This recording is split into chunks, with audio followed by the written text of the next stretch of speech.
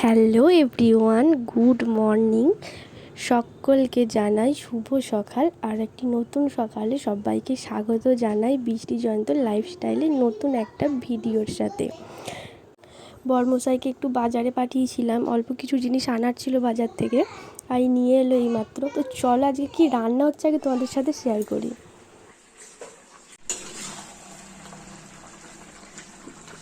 দিদি কিন্তু খুব ভালো রান্নাও করে। আজকে যেহেতু আমাদের বিবাহ বার্ষিকী আর আমার শরীর খারাপ, তাই দিদি রান্না করে খাচ্ছে, তাই তো?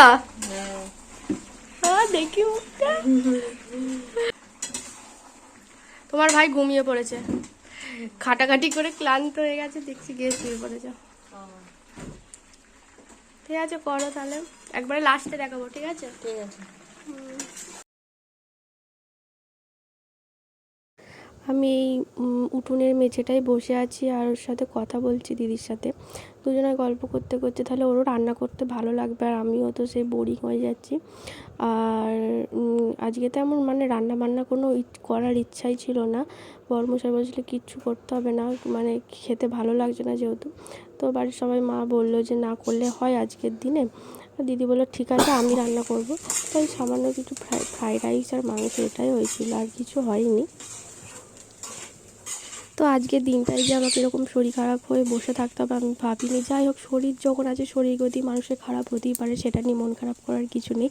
আজকের দিনটা যেহেতু স্পেশাল একটা দিন, মানে কী দিনটা আমার কাছে সেটা আমি বলে বোঝাতে পারবো না। আমি যাকে ভালোবেসেছি, ভালোবাসার মানুষকে সবাই পেতে পারে না, ভালোবাসার মানুষকে পেতে ভাগ্য লাগে, আর আমি সেই ভাগ্য নিয়েই জন্মেছি। ভগবান আমাকে কিছু না দিক, যা যেটুকুনি আছে আমার কাছে অনেক আছে, এইটুকুনি অনেকের কাছে নেই আমি জানি। এর থেকে বড় কিছু বলতে চাই না। তো চল, মশাই খেতে লেগে গেছে, তো খেয়ে নিই, তারপরে কথা হচ্ছে। তো হ্যালো বন্ধুরা, তো তোমাদের সামনে কালকের পর থেকে আর আসা হয়নি। দেখো আমি ঘুমোচ্ছিলাম দেখতে। তো ও ফোন করেছিল দোকান থেকে, তো আমাকে বলেছে রেডি হতে, ঘুরতে নিয়ে যাবে। তা একটু শরীরটা মোটামুটি ঠিক আছে ওষুধ খেয়ে, তা আমি যাবো না বলছিলাম। তো বললো একটু রেডি হও, তো স্টেশনে নিয়ে যাবে। চলো স্টেশন দিয়ে একটু ঘুরে আসি, একটু হাওয়া খেয়ে আসি, মনটা ভালো লাগবে। তো এখন বাজে 7:30। তো বলেছে দোকানে মালপত্র নিয়ে আসবে, বেরোতে হয়তো 8টা 8:30 বেজে যাবে। তো চলো আমি আস্তে আস্তে রেডি হই, বিছানাটা শুয়েছিলাম একটু গুটিয়ে নিই। তো চলো, আমাদের সামনে আজকে সেরকমভাবে কোনো কথা বলাই হয়নি। তো চলো দেখতে থাকো, কী করি না করি, কোথায় যাই না যাই, কী করবো এখন নিজেও জানি না, তাই তোমরাও জানো না। চলো দেখতে থাকো। আবার এরকম তোমাদের সাথে একটা হাসির কথা মনে করতে, তোমাদের তো বললাম 7:30 বাজছে, এখন 7:45 বেজে গেছে।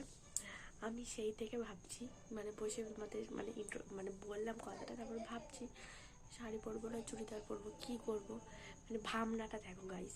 এইখান থেকে স্টেশন যাবো এইটুকুনি নাকের ডগায়, ভাবতে ভাবতে 7:45 বেজেই গেল। চলো কী করি, চলো দেখতে থাকো।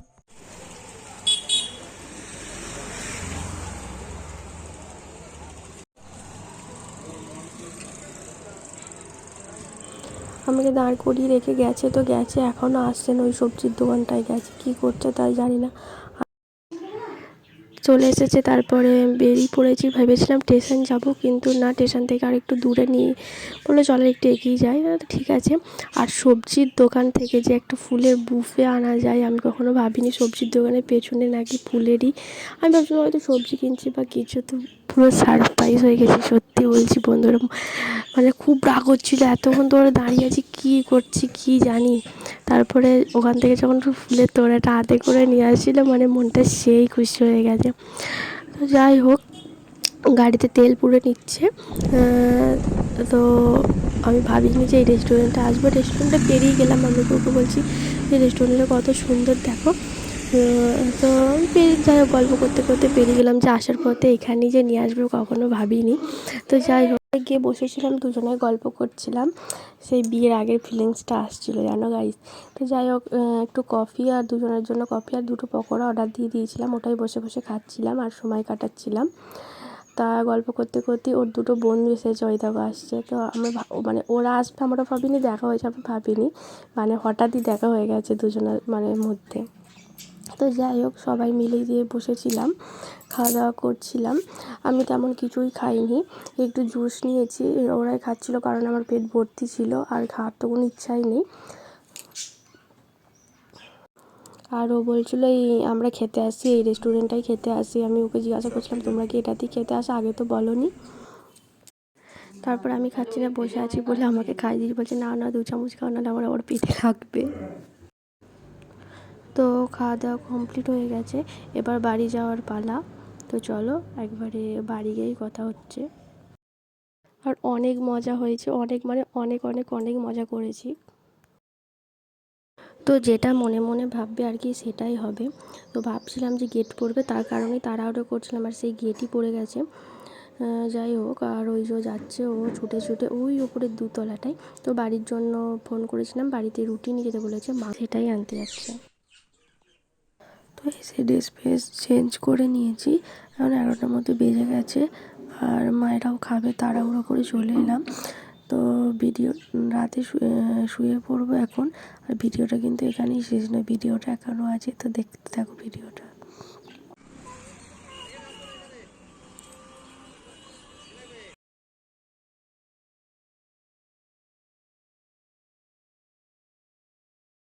রাস্তার এপিঠ থেকে দেখে মায়ের মন্দির দেখে অনেকেই চিনতে পেরেছো, তাও আমি একবার বলে দিচ্ছি, এটা হলো সিমরাগোল, সিমলাগড়ের কালীবাড়ি। আর এই সিমলাগড়ি আমাদের যেহেতু বিয়ে হয়েছিল, তাই প্রত্যেক বছর মানে আসি, আমরা দুজনাই আসি। আর এবছর মায়েরাও এসেছে, সবাই মিলে এসেছি। কালকে আসতে পারিনি, আমার একটা প্রবলেমের জন্য আসতে পারিনি।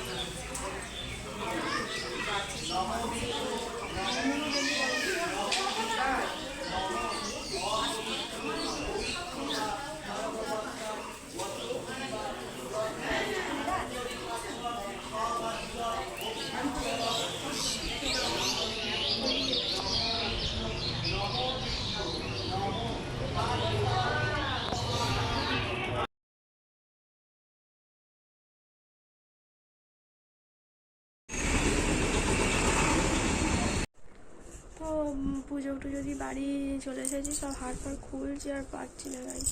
তো যাই হোক, ভিডিওটা এই পর্যন্ত। ভিডিওটা কেমন লাগলো জানাবে, ভালো লাগলে একটা লাইক করে দেবে, কমেন্ট করে দেবে, চ্যানেলটা সাবস্ক্রাইব করে দেবে। তো ভিডিওটা এই অবধি, দেখাবে আবার নেক্সট ভিডিও। তো চলো, টাটা।